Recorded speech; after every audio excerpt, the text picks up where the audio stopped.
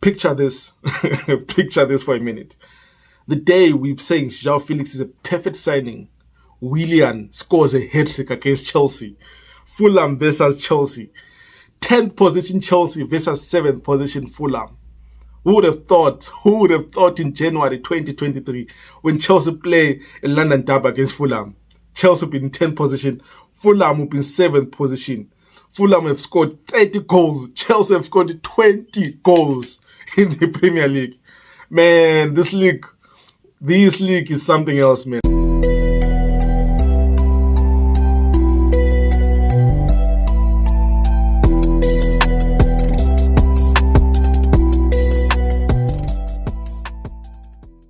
Welcome everyone to MRM Sports. I'm your host, Ronald M. It is the preview show for Fulham hosting Chelsea. Fulham versus Chelsea tonight, the 12th of January 2023. It is 7th in the league versus 10th in the league. Can you take a wild guess which one is 7, which one is 10? Chelsea is in the 10th spot. Fulham is in the 7th spot. I mean, I never thought Chelsea would go to a London derby this season versus Fulham. And no, actually, when you think about it, Brentford is ahead of Chelsea in the Premier League. That's a London derby. Arsenal are definitely ahead. Spurs are ahead. Fulham are ahead. The only team, I think, if I'm correct, is only West Ham, which is our London rivalry, who's actually below us in the table. That's very poor from Chelsea. Normally going to these kind of matches, trying to maintain a top 4 or actually chase the Premier League title or... Yeah, man, it is what it is. But before you jump into that boring stuff with Chelsea and football, let's talk about JOAO FELIX, man. He's a Chelsea player. I didn't see this one coming. I think it was a reactionary signing. Yeah, he was on loan from Atletico Madrid with the fee around, 11 million pounds. Chelsea are paying for JOAO FELIX for his services for 6 months. And it continues our relationship, our good, loving relationship with Atletico. I mean, I think of players we've taken from them from the past. Your Felipe Luis, your Diego Costa, your Morata, your Courtois, your Saul. I mean, it's always been a vice versa kind of relationship with Atletico Madrid. And the last few have been a miss. I mean, think of Saul was definitely a miss when you got him. Was the last season from Atletico Madrid. And also send Morata their way, which I think for them was a hit. And if you think of the past players, I mean, Costa is one of those where it was actually like a proven signing. And then on the flip side, you have Felipe Luis, who came as a Felipe Luis, a defender. Yeah, I think it is. Who came to Chelsea, man, never really made it. Ended up going back to Atletico. And of course, I mean, Peter Courtois. I mean, Tipo Courtois. Sorry, I'm thinking of Peter Cech. Courtois, who actually became an excellent coach, excellent keeper, when he was at Atletico Madrid. Then he had to come back to Chelsea, and of course, he left for Real Madrid. But who can blame him? So yeah, I mean, it is a loan move for JOAO FELIX. And interestingly, he's the Golden Boy win, I believe. He was the Golden Boy win, I believe, in 2019. I mean, his ceiling for footballers at that point in time was seen to be, was seen as the next best thing to compete with your likes of Mbappe and everyone. And I think for him going to Atletico really didn't. It did work out because I think he won. Did he win the Europa League? I'm not sure. But then he won La Liga. Yeah, I'm pretty confident he won La Liga. And I mean, I was looking at the stats yesterday. I mean, in 97 games, in the last 4 seasons played for Atletico, played 97 games. He got 25 goals and 13 assists, which is, I think it's almost goal involvement per 2 games. I think so. Yeah, he started goal involvement in 97 games. It's almost 1 in 3, really. So which is not bad for a team that is always ultra defensive. I mean, that's the context they've been put in place. And I think this season is only started with 7 games for Diego Simeone. And they're out of the Champions League. They didn't even fall down to the Europa League. I mean, they just flat dead. Atletico just flat dead season. And I can see why, maybe from a footballing perspective, FELIX might want to leave. But then I think it was more of a financial reason why he left Atletico, if we're being honest. But then for Chelsea to get him, I mean, it's a brilliant signing. It's not what we desperately need, but then we do need it as well, If we had got a defensive midfielder from Atletico, I think I'll be more happy with that. But then I mean, his favorite position, I mean, I think he said it himself, his favorite position is that number 10 hole, you know, that free roll-ish. And I think it's a welcome signing for Chelsea because we really don't have a specialist in that position. We don't have a player who can say, that's our number 10. We don't have a creative-minded player who can also score goals. Don't have a Madison. If you want to go a step higher, we don't have a De Bruyne. We don't have a Bruno Fernandes. I mean, so for us to get JOAO FELIX, I mean, he's an experienced player. Definitely was meant for big things. And I just hope with him coming to Chelsea, it results in a good 6 months for Chelsea and for him. I mean, there's no option to buy in the structure of the deal, supposedly. So if it doesn't work out for Chelsea, I mean, he can always go back. If it works out, of course, his stock in the market rises, and then you think, well, Chelsea want him in the summer. I mean, with Kunku coming in, we'll be signing more players coming in.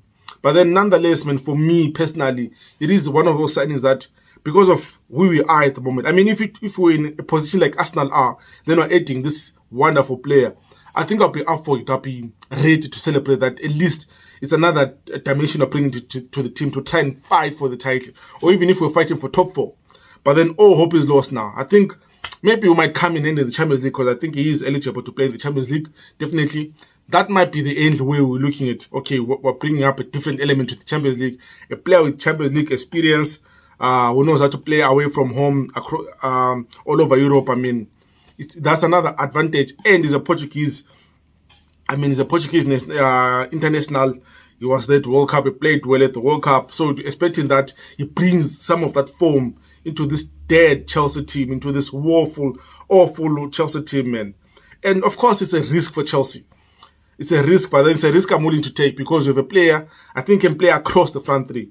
Will he play against Fulham? I think it'll be too soon to play tonight against Fulham. I think it'll be too soon. I'd rather have him maybe.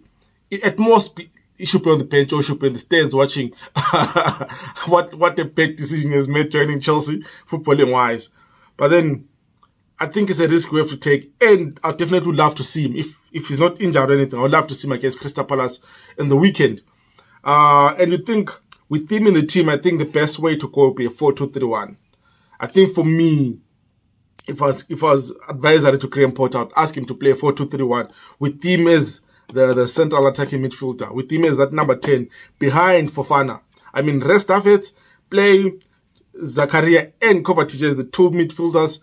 Play him, play Ziyech or Chukwuemeka, whoever. Don't put Havertz and anyone else. I mean, play him as a number 10. Start him off in a position that he loves to play.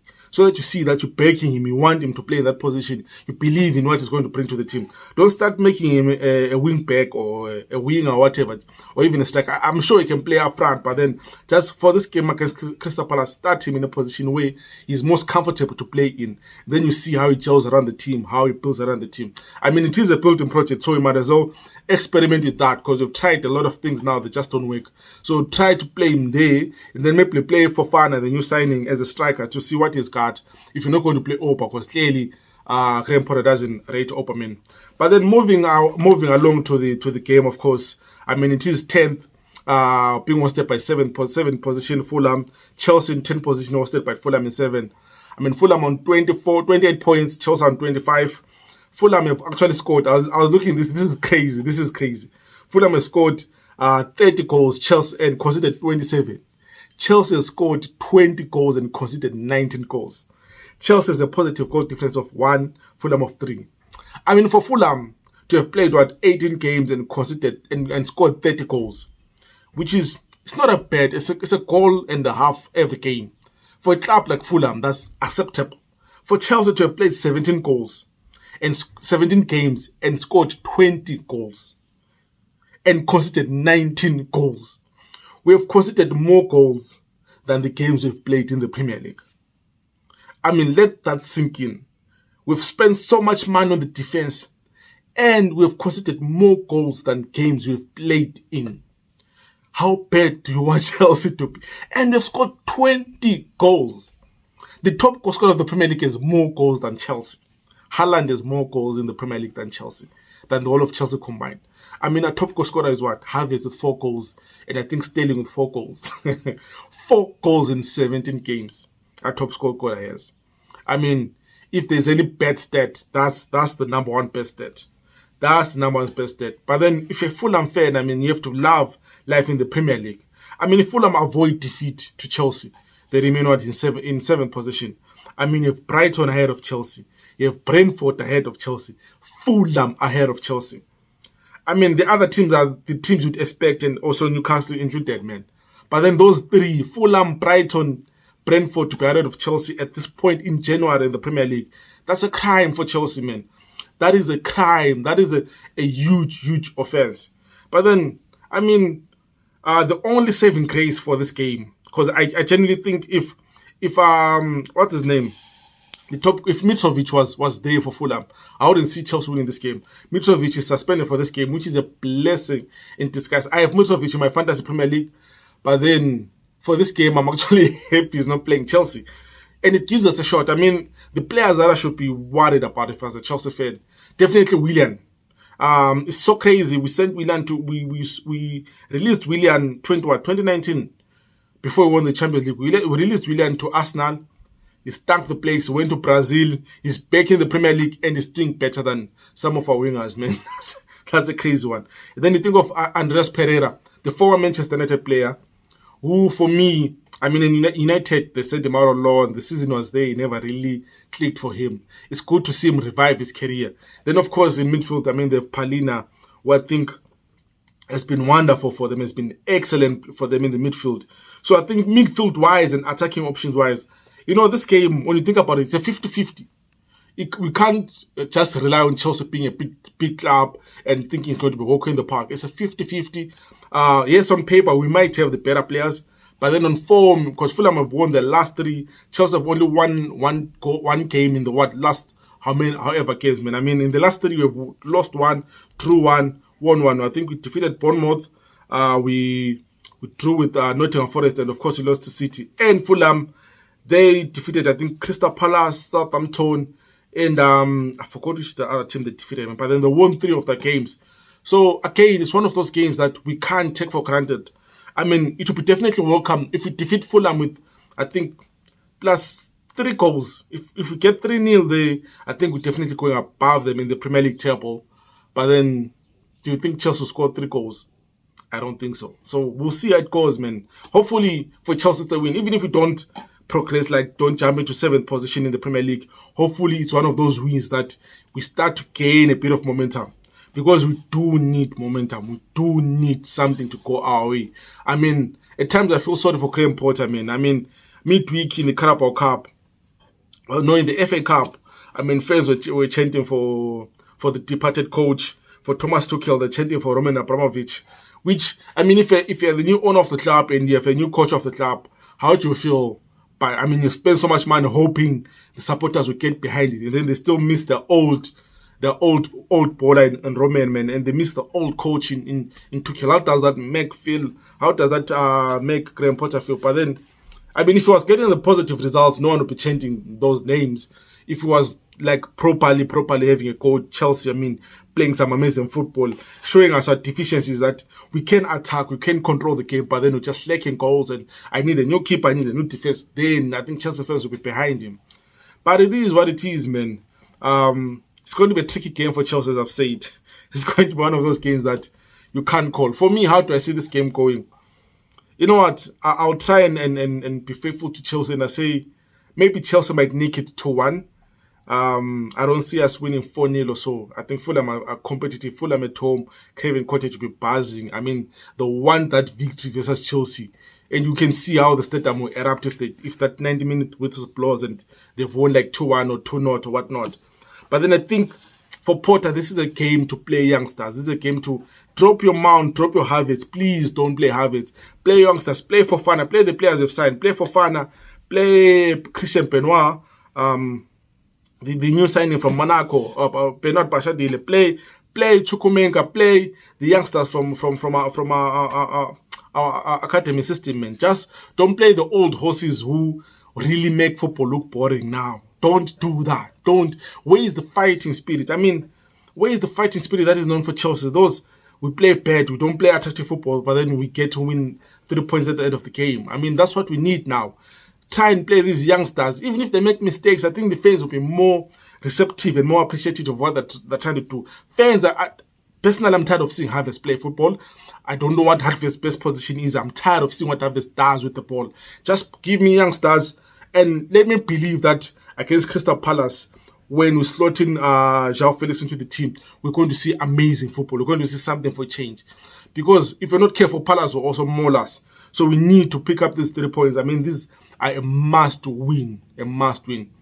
But anyway, guys, it is the preview show. I mean, don't forget to subscribe to the channel and like the video as well, man. I'm your host, Ronald. Can't wait to give you a review of the game. I hope I'll be celebrating with my Chelsea tears on, or I'll come here to rant and let all the anger and woosa the loss out of my system, man. Don't forget to subscribe to the channel. I'm your host, Ronald, signing out.